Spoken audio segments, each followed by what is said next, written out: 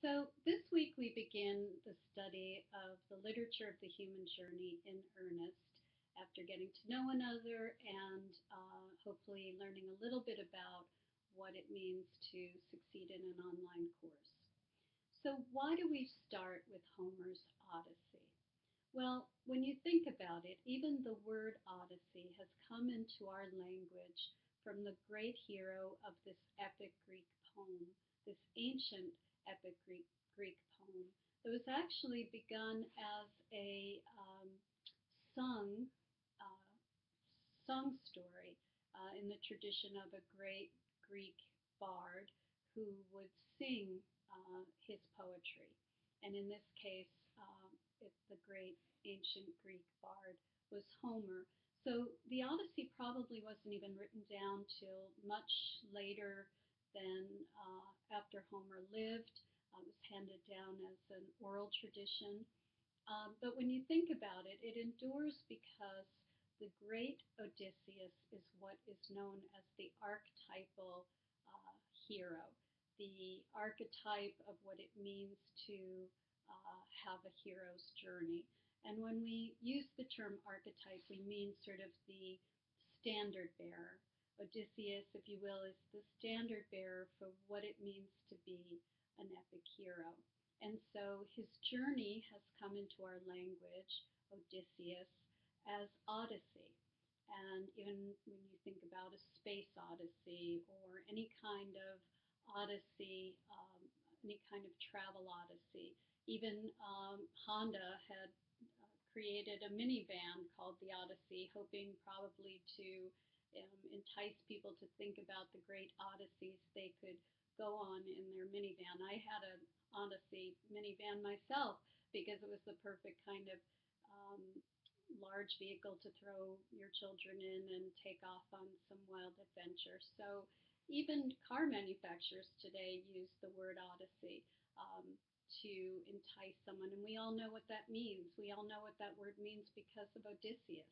And so when we begin our reading of the Odyssey, I want you to think about why this poem has endured and what sort of lessons and archetypal symbols that we can take away from it in terms of what it means to be human, what it means to have a family that you long to get home to, what it means to have a life of meaning and purpose, as Odysseus does.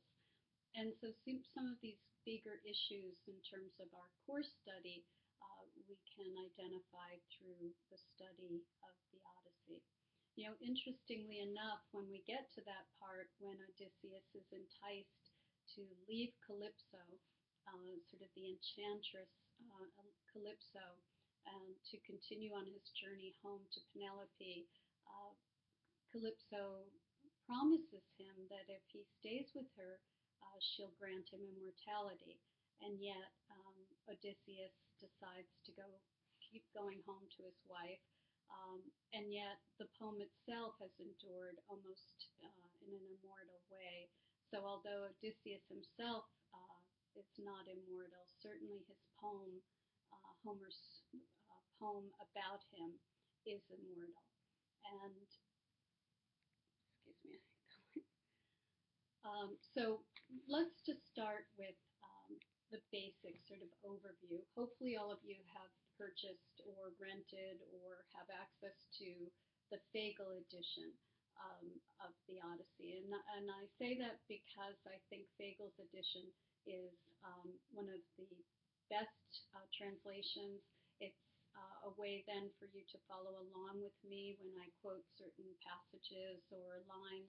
And then in turn, when you use lines from the poem to support either a paper or something in the on our online blog site, I'll be able to know where you've gotten it. So I would prefer if you could get this edition and this translation. It also is a very nice one, a very good one to use and to read.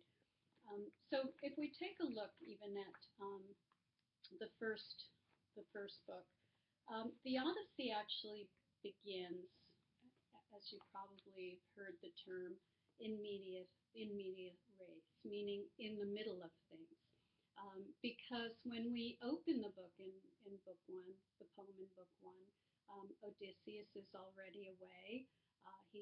We have no idea where the main character is.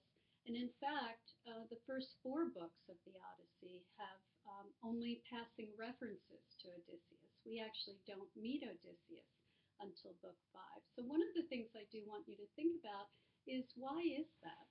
What benefit is it to Homer to withhold his main character, the hero of his poem, until book five? And one of the things we might think about is the suspense that's built up around Odysseus. I mean, we hear about Odysseus from his son Telemachus. We hear about Odysseus from Athena, the goddess. We hear about Odysseus as the gods sort of hash out his fate. We hear about Odysseus from Penelope, his wife, but we actually don't meet the main character of Homer's poem until book five. And I think there's a couple of reasons we might think about. So in addition to, there's a certain amount of suspense that's built up that, by book five, wow, we really can't wait to meet Odysseus. He sounds like a great guy. Everybody loves him. Obviously, he's adored by his long-suffering wife and his son, who he's never known. He's adored by the goddess Athena, who is intervening to help his son in some way. So that's one reason, of course, that it builds up this suspense. We want to meet Odysseus. He sounds fascinating. He sounds wonderful. He's this great hero of the Trojan War. But the other reason, I think, and I don't know if other people think this, but I kind of think it, is that you get to see Penelope and Telemachus. You get to meet them. You get to kind of see what the life they're leading in Ithaca is like.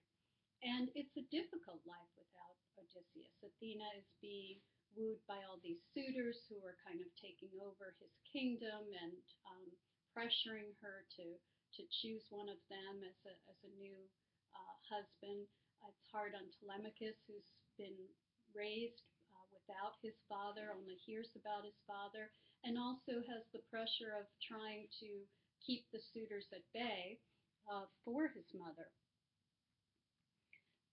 So one of the things I think that we actually learn from the first four books is just how valuable these two are to get home to. That if you had a long-suffering wife who's actually kept suitors at bay while waiting for you and believing that you would return and believing that you're alive, and you have this wonderful son who's so admirable and so much like you, although you don't know him, but you believe that you have something worth getting home to. So I think there's two sort of things that Homer succeeds in doing in the first four books. One, introducing the other main characters, building up the suspense. Two, about Odysseus. And three, kind of giving us insight into what exactly it is he has to look forward to and why perhaps he has endured 20 years and still perseveres, which is one of the great themes of the Odyssey, the idea of perseverance, perseveres to get home to them. So in my next video, I'll talk a little bit more about the specifics of books 1 through 4, but I just wanted to give you that brief introduction into the poem as a whole, and to why we begin our study of the human journey literature with this sort of iconic poem about the great Odyssey, the great journey of all time, the one that sort of has been the model for others to follow. So stay tuned, and I'll be back in another video.